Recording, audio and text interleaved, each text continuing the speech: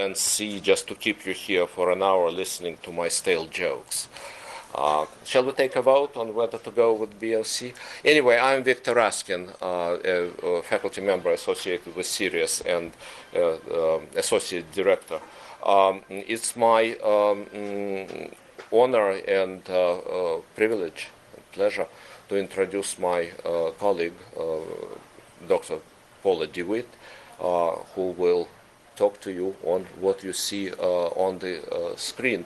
Paula, in my experience, one of the rare breed of people who combine actual research capabilities with the ability to get the funding agencies to understand why they should be paying for it. She's one of the most successful grant getters in a very competitive environment. Let me just say that when we met a couple of years ago here in Indiana, and she successfully recruited me to consult for a company that she was associated with, then ontological semantics, I was greatly impressed, she didn't know that, by the fact that she had been funded by the Department of Homeland Security.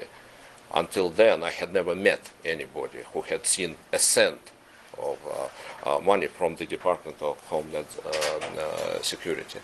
Paula also happens to be a CS graduate. She got her master's degree here.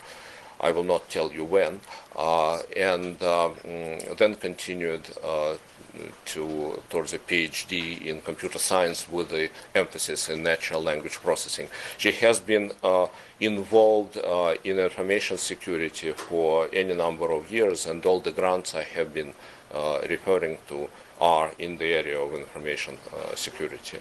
And with that, I will just give the floor to Dr. DeWitt. Thank you. Welcome. Thank you. So before I talk, I kind of like to find out who my audience is. Because there's nothing worse than kind of having someone come in and say you're teaching to people who have to be there, right? So most of you are engineers, computer scientists, okay? You have an interest in cybersecurity? You want to hear really boring technical talk? Because you're not going to, okay? Because I've always been interested in implementation. And so if you notice anything, maybe, you might notice I changed my title on the airplane coming over last night because I'm also always kind of thinking. And so one of the things why I'm not in academia, why I am more in the commercial sector, is because I always like to say, how are you going to implement it? So I look back through some of the abstracts and some of the talks you've had, and they've been very interesting about specific algebras for security and these other things. And they're very focused on a technical area. But what I want to give you today is a bigger picture, because most of you aren't going to be in academia, I predict. True? Are most of you going to go in the commercial world? Okay, and the commercial world runs on what can you do? What can you implement? You know, you might come up with a great algorithm that cuts this and cuts that and is beautiful and will get you all kind of accolades on the academic area, but if it doesn't have a real-world implementation and some kind of benefit, it's not going to work. So today I want you to kind of just, I want to be this like an idea thing. I want you to kind of stretch out from what you're thinking about security. This describes work in process that I'm doing. And when I say work in process, I live in San Antonio, Texas now. San Antonio, Texas is home to Air Intelligence Agency and will be a second home for the National Security Agency. And I am writing a book with a NSA-trained super hacker who basically has a whole lot of experiences in things he can't tell me about, which he occasionally drops like, well, you know, when we broke into the North Korean computers, or when this happened, or when that happened, all right?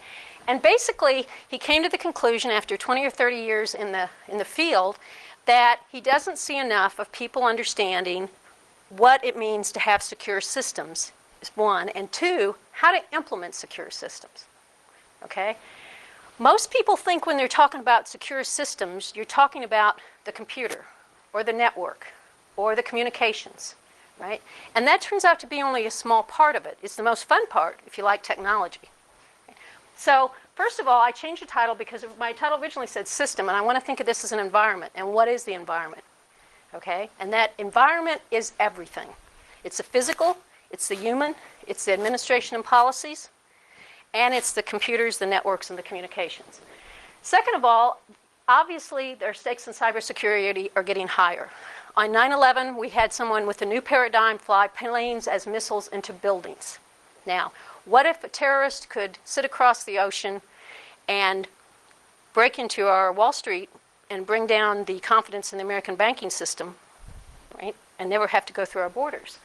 Or what about mass identity theft?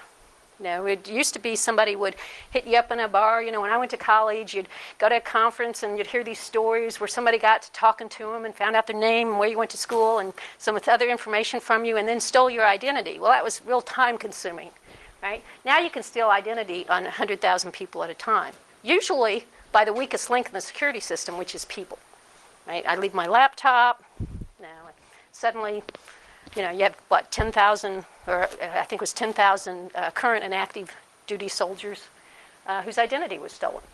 Another big motivation is compliance. Are you aware what SOX is? Sarbanes-Oxley, okay, HIPAA, right?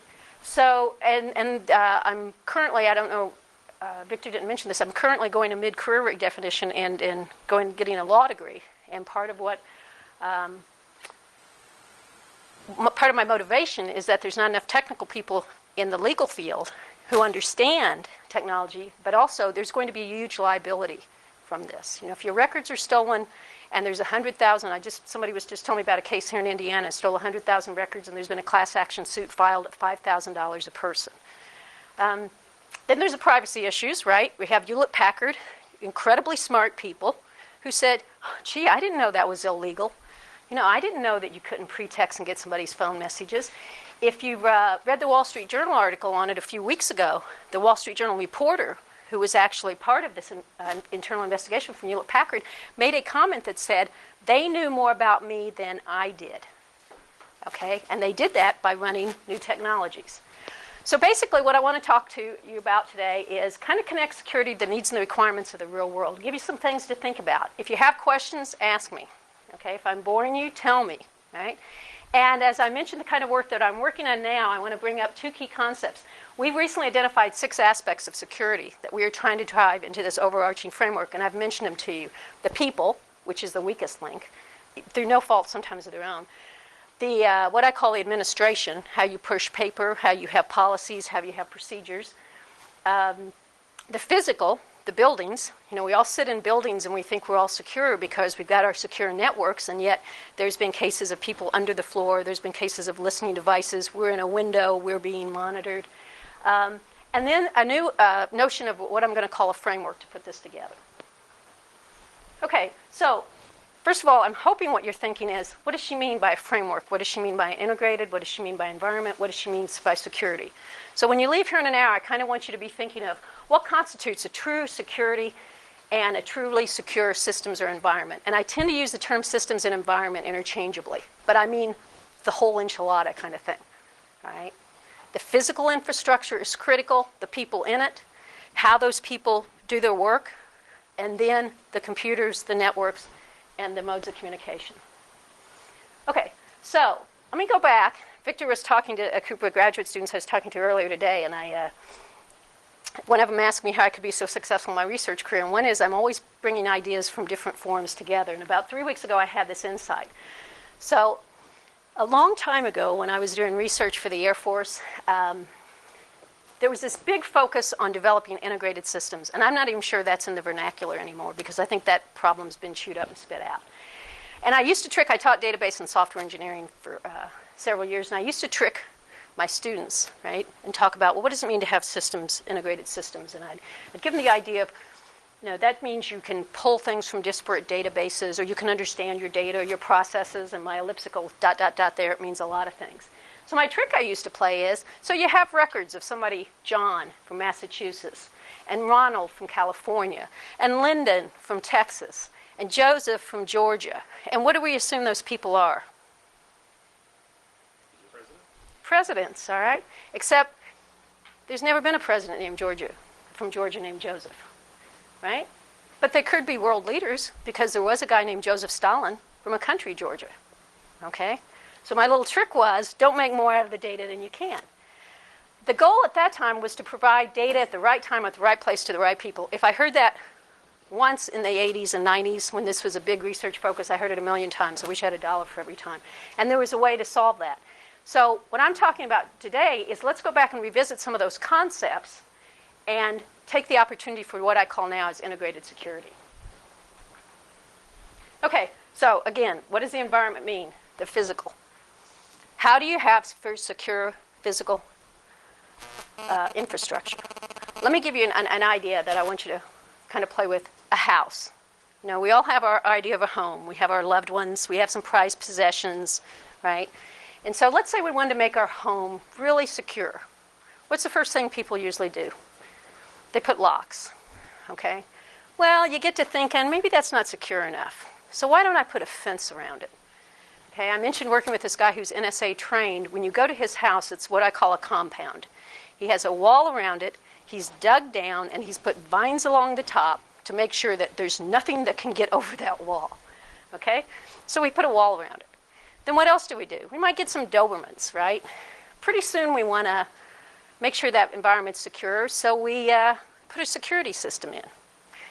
And pretty soon our friends don't come by anymore, right? Because there's something about coming past the Dobermans, past the wall, and into the house. It doesn't seem warm and friendly anymore. And one day we come home, and our locks don't work. Somebody's put glue in them. So we hire a locksmith to change the locks, maybe upgrade the security system. And 2 days later, we come home and our house has been broken into because someone that we assumed was to be trusted was actually the person who violated the security, right? The locksmith. And this is what happens 90% of the time in computer security breaches. It's usually the people. It's either people we trusted or it's people who don't know any better, okay? So this is what I mean by the integrated secure environment. All right, now security is often what I call in the weeds. You know, we got our passwords, we got our firewalls, we got our encryption, and that focuses on the electronic aspect. So we want to advocate a true integration between the electronic, which is much more controllable, and then the other aspects of the physical, which includes, again, people, processes, and the like. So this was my analogy of the house. And as I said, most of our threats turn out to be insider threats. And somebody's going to have to keep a watch on the time because I don't have my watch. Okay. So I've mentioned this, which I'll be going back to. So why are we looking at the physical and the electronic? Do you realize there's kind of a breakdown there, right? Once we go from the physical part of the environment to the electronic part of the environment, we seem to have a disconnect because the electronic, of course, is very controllable, very predictable. The physical side can be seen, but only to a point.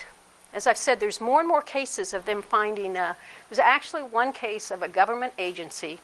This is hard to believe, and I cannot tell you all the details, but there were 2 men who lived under the floor for 2 weeks. Okay, they made physical accommodations and brought in food and other things to take care of their biological needs, right? Now that system, particular group, thought that their systems were secure.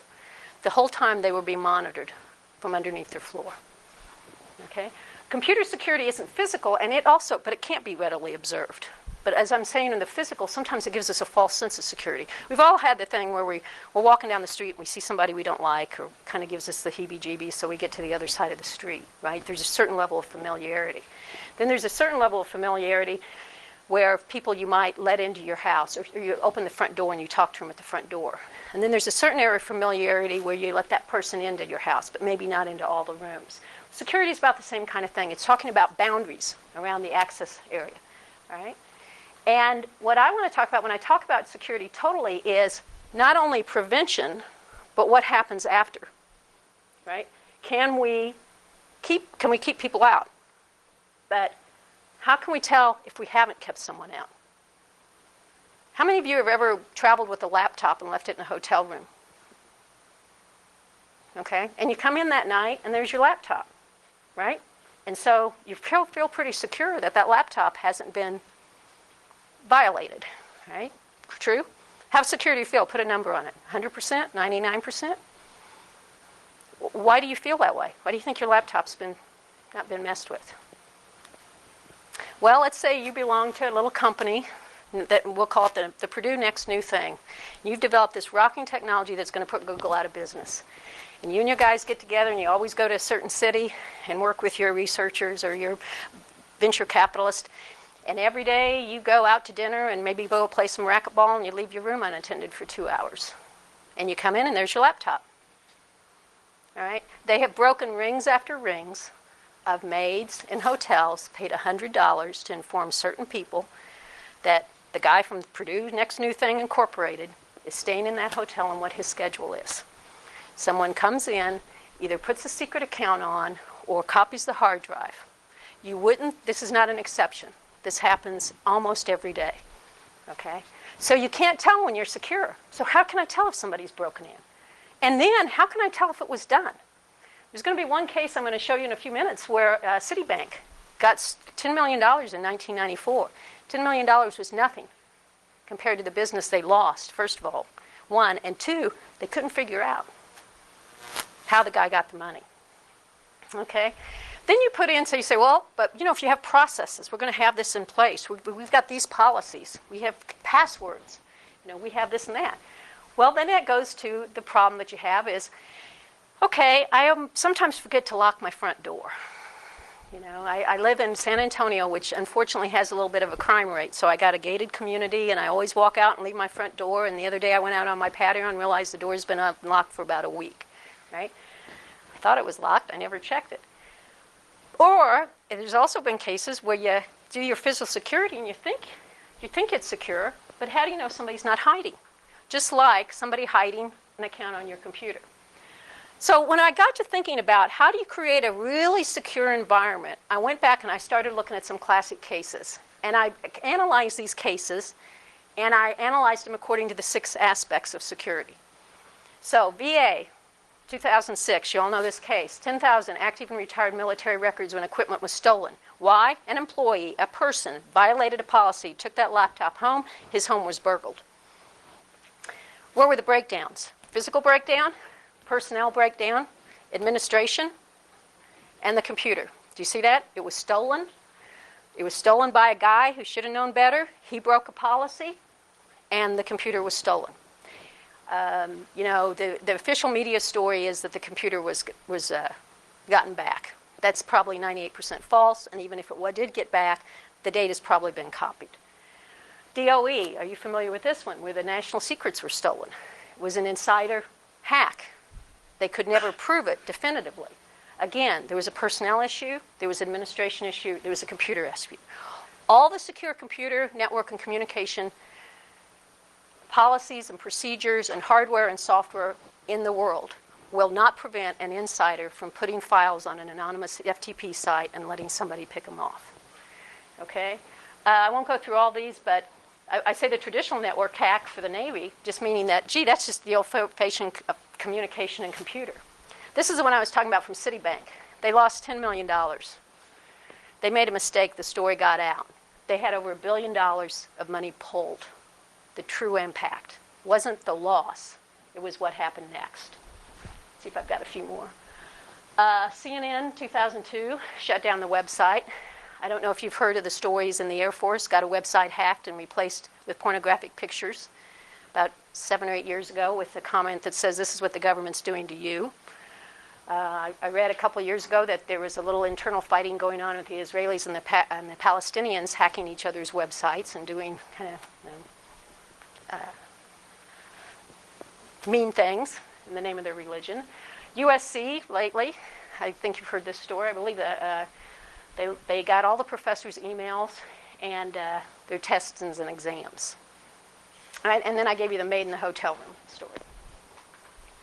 So I want to flip to something because now I want to tell you how I'm approaching this issue. Before I do that, let me do a reality check. Do you all see what the problem is when we talk about cybersecurity? And do you agree that that's a problem, that that's an issue?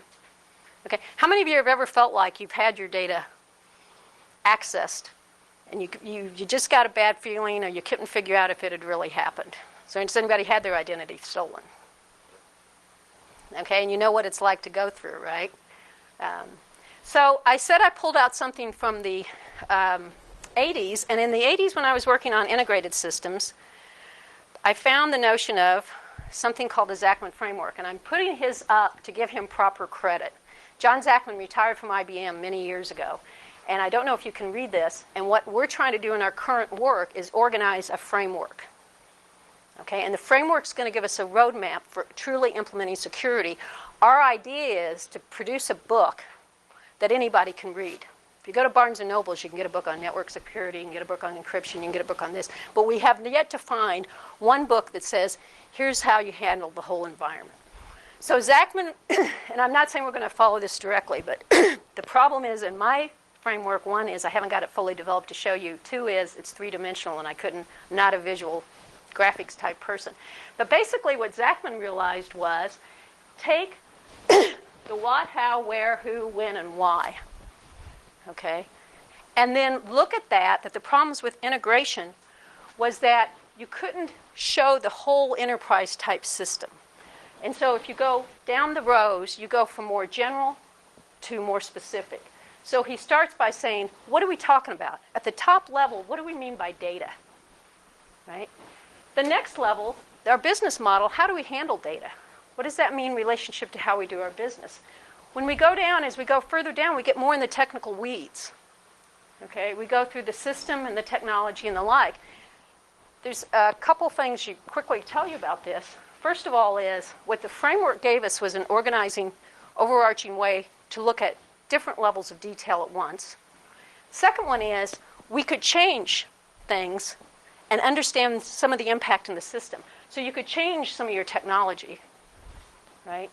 Or you could change maybe how you do your business and keep the rest of it intact. And when people began to understand this, then they began to understand that when I talk about data, and I'm at a management level, talk about data and you're a system designer, and you talk about data and you're an implementer, we're talking about three different things. So part of what we're trying to do with our work is come up with this kind of architecture, but for integrated security. Oops, gotta go flip back.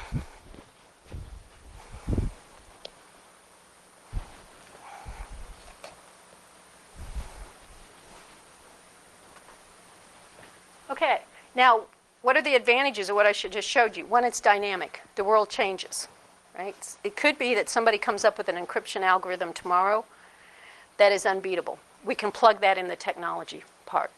It could be that the nature of my business changes, and I can change that at a higher level. It could be the way I view the visibility of the impact. Okay, what happens? What happens when there's a failure in the people mode, let's say? How does that affect or a failure in the technology mode? Where does that fit into the framework? So part of the advantages is we can add and modify technology. We can incorporate new ways of doing business. We can add and change business rules. And we have achieved what I'm hoping to be is more of an integrated security in the environment. Now, how do we do this? How do we do this? As I asked you before, most of you are engineers. If I ask you to give me an assessment for how you would do security on a computer or a network or communication protocol, you could probably give me a good definition, right, or a good process. How do we do it in the softer areas? How do we do it when we're talking about people? Have any of you are familiar with the name Kevin Mitnick, correct? The hacker. Have any of you read any of his work on social engineering? Okay, where he was a 12-year-old, got started as a 12-year-old streetcar smart kid that could get free bus rides wherever he wanted, and he developed this expertise. How do you figure out that? That's not something you'd write up like you're going to write up a communication protocol for computer networks. Right?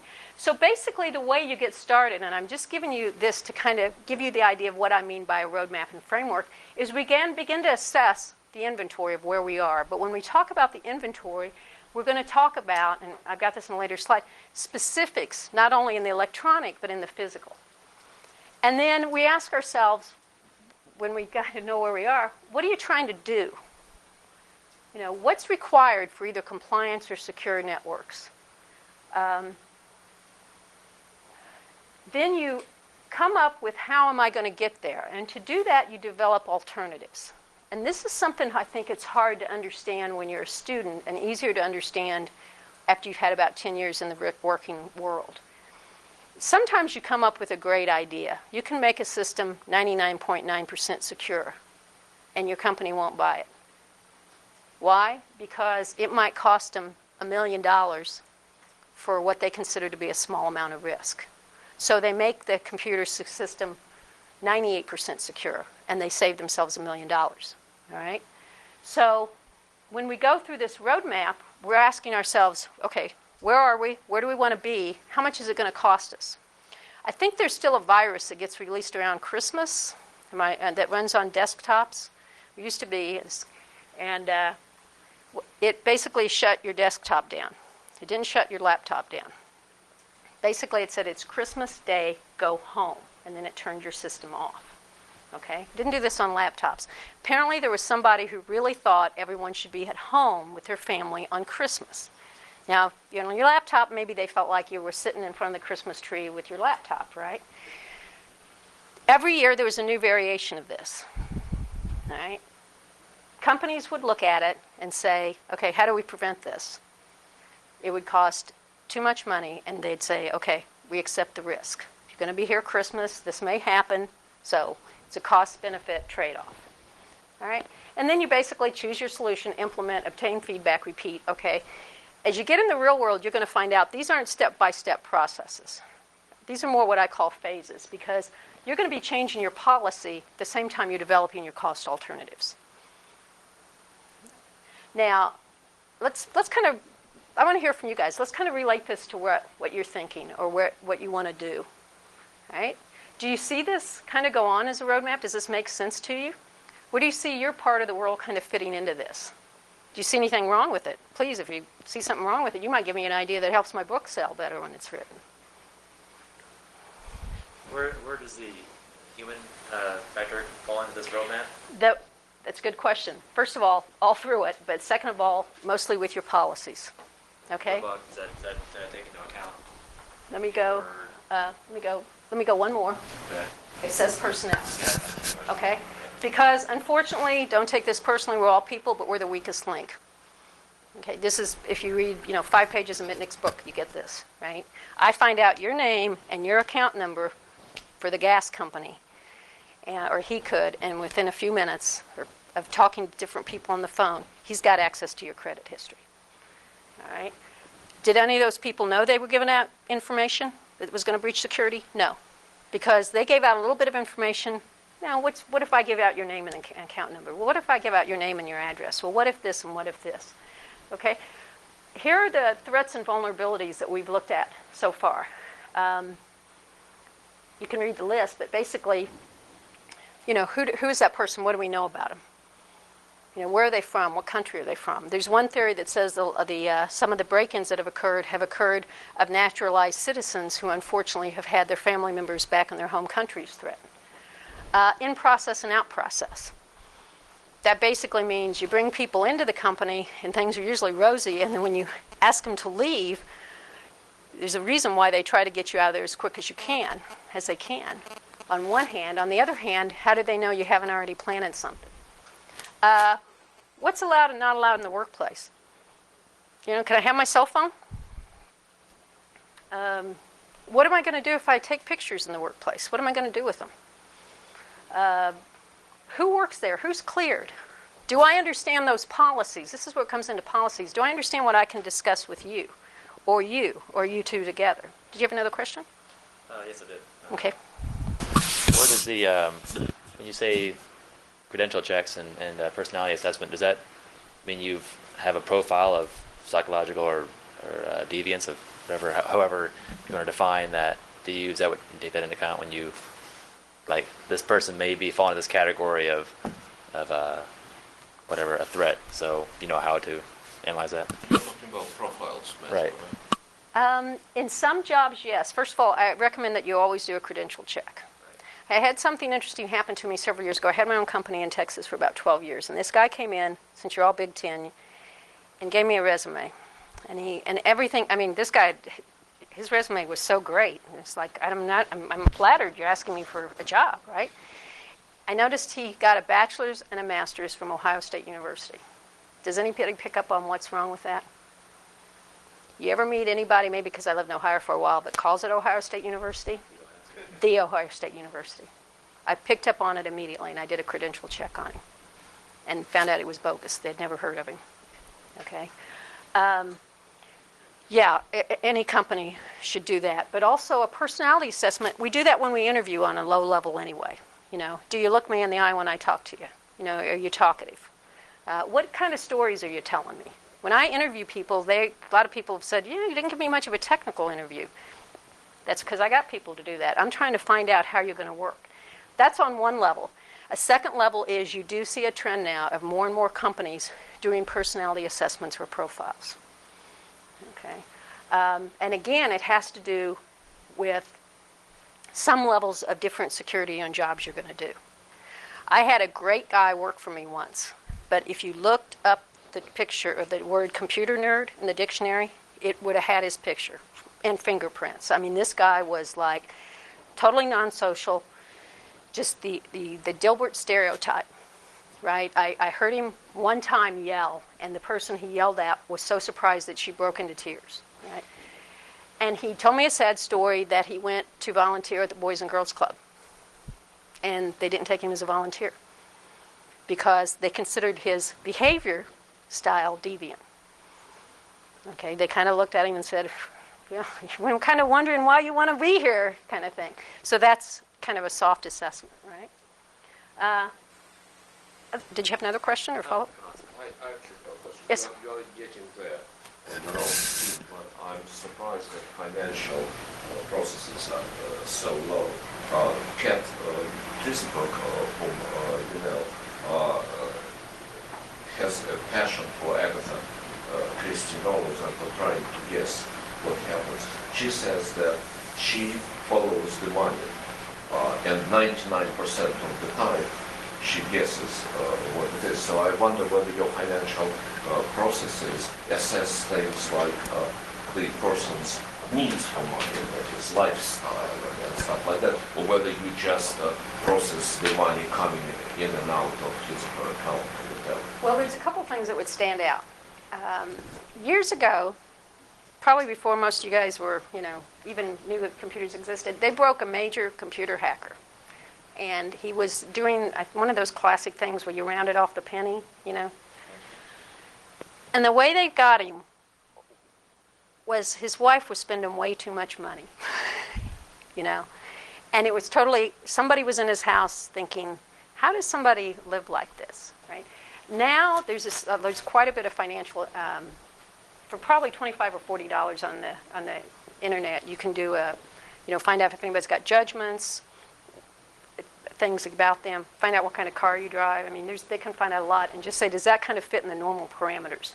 Well, still, nevertheless, with all of that, it's hard to figure out that somebody is spending more money than they legitimately make. That's true. That's true. That's true. They hide it on a cash And basis. there is always the Aunt Mildred excuse. She died and left me $1 million, yeah. I've been looking for an Aunt Mildred for a while for that. I think you're going to see more of this, though, more of this electronic integration to do that. I want to find out what kind of car you drive. If you're a 22-year-old struggling Purdue student and you're driving a Lexus, kind of raise some eyebrows. There's only so many Aunt Mildreds in the room or in the world. And there is quite a bit of financial information you can actually pull from people now. I saw a hand or... Yes, sir. So you're saying basically that when you go for a job that needs clearance, you have to declare, like, you have inheritance or anything? If you go to a job for clearance, yes. You have to declare. They look in your financials frontwards and backwards. They have to explain. I had a friend that happened to, in fact, and they came back and said, how did you manage a down payment when you were between jobs? Where did you get the money? And he was like surprised they even picked that out. Yes. Well, don't you sign over access to your tax records, or do they have direct access to the IRS? I doubt if I think it's probably against the law to have direct access to the IRS tax records, but you probably sign over where they can do a credit history on you. That's what I was going to say.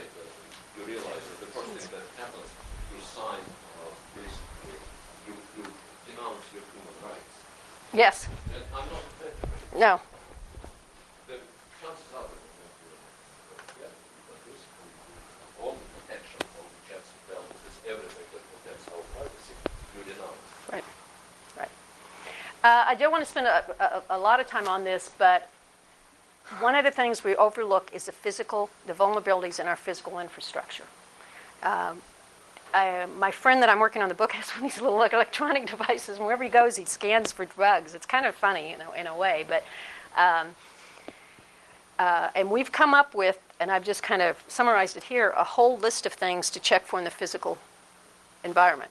And you think this can't happen, right? I lived in Austin, Texas for 8 years. One of my friends worked for a company called Austin Information Systems, and they found a van of guys in a van with listening devices that were so sophisticated they were picking up everything that was being said in the offices. You know, so let me get through here. Basically, all security is different boundaries. This is what I was alluding to when I said about people you let in your house. You know, people when you have your house and you go from the locks and you go to the fences and all this. And what we're struggling with when we're putting this framework together is when you take the boundary issues across those aspects that I talked about, across the communication, the physical, the people, and the like. And that's why I don't have a framework to show with you, but basically our framework is going to be more three-dimensional. And I don't need to go through all this, but this is on that same thing. You give me your name, I'll Google you, right? I mean, that's a no-brainer. And there's certain things I can find out. I didn't know some of the papers I had written were published in Russian until I Googled my name one day. But then there's this next level, so you're kind of going from the open air to the fence, where people can start picking up your habits. And if you file a lawsuit. You know, there's a lot of things in public records if you know where to look, if you got a judgment when you buy a house.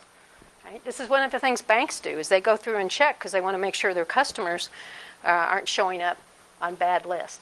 And then there's that next level, again, going through the building analogy. We're out, we put a fence, we let some people in our front door. That is more secure for you, your finance, your contracts, what you owe the IRS, and the like. Now, what's this all about? You know, you might be sitting there thinking, this woman has a PhD in computer science, you know? First of all, it's a true systems engineering approach. We're trying to come and bring a lot of stuff together. Second of all, it's interdisciplinary. This afternoon I met a fellow, and his name escapes me, from psychology, and he started talking about how they're trying to come up with ways to come up with better passwords. Yeah. Right, and human factors. And so it's interdisciplinary. There's certain psychological things in here. There's profiling. Then there's a little bit of philosophy in here. You know, when you do a policy, you know, how much of it makes sense? There's no point in implementing a policy that people don't want to follow. You know, it'd be like getting up in the morning and somebody saying, put on your left shoe first and tie it halfway and put on your right shoe. People don't see a reason for doing it. They're not going to do it. I'm using the notions of framework, as I said, that I got from Zachman, and then ontology, where you can bring sense and meaning to the information. Okay? And this is one of the things that I think Victor and I hopefully someday will collaborate on, is how to understand this whole process based on ontological approaches. As I said earlier, our goal is to develop a roadmap for a truly integrated environment security, because the stakes are getting higher. Okay? The risks are getting more sophisticated. And basically the issue we're struggling with now is how do you organize it? How do you organize it into something that's going to work? Because I like to see things implementable and things that people actually follow. Now, if you're interested in cybersecurity, I've put this up here. Developing this is obviously extremely interesting to me, because learning how to understand the interrelationships and determining the impact of vulnerabilities across different aspects. All right? Blackout, August 2003, I believe, in New York City. Right? If there's a wonderful report about that. I don't take a few minutes to tell you what caused the blackout. Does anybody know? Tree limbs in Ohio. Right? Some tree limbs weren't properly treated. Guy pulled the wires down. The people in Ohio didn't have their data up to date. They were getting phone calls, the way the power grid works, where power was being sucked in from other places. People were calling them saying, there's something wrong with your system. They were looking at backup data, saying, no, there's nothing wrong. And the impact, they probably had at that point 2 hours to fix the problem. But the impact, the time decreased. And by the time it hit New York City, they had like 19 seconds. The guy looked at the screen and said, we're in trouble. And the lights went out. What was the impact? I was in New York City the weekend before, luckily. Cell phones, your cell phone towers go dead. It's hot, it's dark. Where do people go? They went out, they stood in the street. Now, take that kind of attack on our power grid and integrate it with 9/11, where you couldn't have gotten a fire truck 1 block down the street. Or let's hit the power grid in an attack, and when the lights go out and people are hot and they're in the dark and they're not in great moods, they go outside to get cool in August, and you set off a dirty bomb. Okay? So we've got to start looking more at the integration of the physical with other attacks on our security system to understand the impact of vulnerabilities. Let me tell you, Victor mentioned my work with Homeland Security. That scenario scared him. Okay, that scenario said, what if we have a synchronized attack like this? You will have mass casualties. Didn't scare him enough to, not have problems with Katrina, but it scared him. The other thing I'm interested in is, if you're familiar at all with something called certification and accreditation, do you know what that is? Okay, it's manual processes. I have a whole list of rules, and I want to find out if your organization abides by those rules. So you give me your policy manual, and someone sits and reads the rules and looks to see if you've defined it. Incredibly time and labor intensive. There's some great companies in DC that make a lot of money having roomfuls of people reading documents and then saying, okay, we're going to certify your system. Now, it doesn't audit them to see if you're really doing the process, but it does do that. To me, that's a wonderful opportunity for a computer approach, using some of Victor's ideas. Okay, let's stretch our imagination the last few minutes. What are the next frontiers? We didn't use our imagination enough. Okay? There were plenty of warning signals before 9/11 that somebody could use a plane as a missile. There was an attack on the Eiffel Tower. The pilot said, in French, hell no, I'm not going to fly in the Eiffel Tower. Okay, 10 years before. This is the kind of mindset we need to get when we talk about security. It's a different perspective. You can no longer think about, well, I think I'm secure, so it's okay, I'll wait till something happens. Now you kind of have to use Andy Grove's words, only the paranoid survive. Title of his book, The Guy Who Started Intel. Hello? It's to think. Hello? Yes. Yeah, so Tom Clancy wrote a book about someone crashing a plane into the Congress quite a few number of years before 9/11. So surely that scenario was on our radar. That's true. That is true. And it was also on our radar in World Trade Center because that, not a plane, but there had been a bomb. Yes, I agree with you. In fact, a friend of mine at the Pentagon in the 90s wrote a report about, how many of you have been to DC and the subway system? About how easy it is and the physics of the subway, that if you put off certain kind of bomb or certain kind of gas, you could shoot down the subway. And his story is, they said, we don't want to think about this. Okay? So your slide is incorrect then, right? Yeah, you could say that. Well, Thank you. Also, there have been kamikazes in the Right. World War II. Right, right. But to get back to my point, if you never thought about what might happen, when something happens, you won't be able to act and react rationally. After 9/11, the city responded very well with some problems, not having radio interoperability between the firemen and the police, but when they had a default plan from Y2K. So they had thought about something that could happen, and even though that didn't happen, it gave them, in the face of a disaster, a way to act and react rationally. Okay, I'm going to leave you with this. As I told you earlier, I'm now pursuing a law degree in San Antonio, and the reason is, the big thing was, well, several reasons, but one of the reasons was most lawyers don't understand technology. Okay, and we're coming into a more technical world in two ways. One is the federal courts are now going electronic. So there's a process in place that you're going to be able to use web-enabled things to file. That's one thing. The second aspect is, as we get into issues of privacy, getting your tax records, getting your medical records, determining if you're fit to be an employee based on information, there's going to be, I think, a lot of interesting questions in the gray area of law. Most law is based on statutes or what's called common law. There's not a good common law case basis right now for a lot of the privacy issues. This is a quote by Chief Justice John Roberts just a few weeks ago, I picked up off a law blog that he alludes to this. So I kind of wanted to end with that because I hope kind of spurring some thinking. Any questions? Yes, sir. So you were going to say, guys, you guys wrote spies and No. No. I will tell you one thing he's told me, so I don't think he would mind my repeating it. There were 11 trained. The program was shut down in the 90s. There are a few of his friends that whereabouts are unaccounted for. One of them, they believe, is working for the Russian mafia, and one of them was actually involved in a hack in Europe that stole, I think it was Airbus designs, and my friend is actually the one who caught the guy. Yeah, in an industrial hack between some kind of competing program. But his story is there were some small number of them, and a couple of them they don't know what happened to. Kind of like what happened in, you're old enough to remember the Friday Night Massacre in the CIA under Carter. They fired a bunch of CIA agents. And, you know, you're a CIA agent. What are you going to do for a job? You can't tell people what you do. So a couple of them went to work for countries in the Middle East. Edwin Wilson was one. But no, he didn't write that book. Okay, other questions? Question from my youth.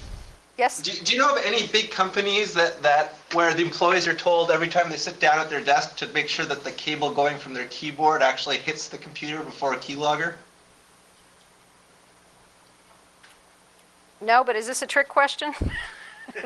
No, I mean, you're talking about these plans and the physical and the computer and the technical layer and how they meet and how you have to defend against it. And I agree with everything, or the philosophy at least of everything you said. But yet, I mean, even companies I know that say they planned against this, it seems to me that there's like, you know, $100 hacks that would easily make them susceptible to multi-million-dollar attacks. Oh, exactly. You're 100% correct. And I'm just wondering, I mean, I assume you consult for a lot of these companies, whether you've seen anything. I mean, I guess that's my curiosity is, you know, I can get people's passwords for systems just by doing this easily. I mean, as a faculty member, when I'm at, say, the school, public terminals at the school, I always trace the terminal cable because I don't see why I should trust it. But I think I'm a paranoid What's to prevent somebody from just picking it up from a wireless communication device? I don't think our students are that sophisticated. Okay, let me tell you something that did happen. College Station, Texas, home of Texas A&M University, in December, a bunch of students went to do Christmas shopping and their debit cards failed. One of them had found out that his bank account was $8,000 overdrawn. Okay? There was a little bit of panic. They couldn't figure it out. And what they honed in on is that no one from Wells Fargo or Bank of America was hacked. And so they kept thinking it's these smaller Texas banks. That was complete coincidence. They went down the rabbit hole. Office Depot. You went in and bought something. It was around finals, right? They swiped your debit card. Somebody was sitting out in the parking lot intercepting those transmissions. It was an unsecure network. All the money was taken out in Russia within 48 hours. Okay, but they're using a wireless transmission system. I thought you were implying someone was using a system to pick up the magnetic variations in the cable. I think that can be done. That can be done. I'm sure it can be done, but I don't think that's. I mean, I think it's a lot easier to buy scanning equipment for a wireless transmission than to. Here's the deal. Here's the deal. What's the stakes? If I can get Yeah. debit card numbers, I'm going to do it. Yeah, well, If I I'm can just get saying, a password to a student account, depends now. right, but I guess that's my point. Companies do have big stakes, and there's a lot of things I can do with passwords, and it doesn't necessarily involve stealing information. Right. Yes, I agree. Most people are motivated by the money, though. We have one more question at IU. All right. Yeah, so I know several people who've gone to work for the NSA, and I wouldn't describe any of them as super hackers. So could you help to describe how the NSA goes about recruiting highly competent people? Most of them come out of the military. My friend. How does the military go about training highly competent people? I can Do this one. The military, I'm kind of a little bit confused by your question. I assume you mean it seriously, right? Yeah. Okay. I mean, good people generally good technologists don't like waking up at 6 in the morning. Some of the And- best and- technologists I've met have been military, and I have a little bit of bias, and I guess it's because I've mostly worked with the Air Force, but most have been Air Force. And then they retire out of the Air Force and they go to NSA, or they go from the Air Force to NSA. So it's people they're making themselves, right? They're not getting people who are already skilled hackers. No, I think, I don't know. I've never worked for NSA. They might be getting them both, but and of course this might be biased, and I'm currently in San Antonio, which is where Air Intelligence Agency is. But most of them I found have grown up in that environment. Thank you. There were attempts, however, in the late 1990s under President Clinton. There was a famous meeting where there were suits, and one of them belonged to Gene Spafford here. And there were two unkempt guys, remember, Randy, who were sitting with those people, and they were hackers. They were famous hackers. So an attempt was made to recruit those. I don't think it was followed up much because probably the amount of trust is not very high Right. there. Right. They're going to come after you. I would think they would be highly suspicious if you kind of sent them a resume and say, hey, I'm a super hacker. Can I come work for you? Right? Well, thank you very much. Okay, thanks. Thank you.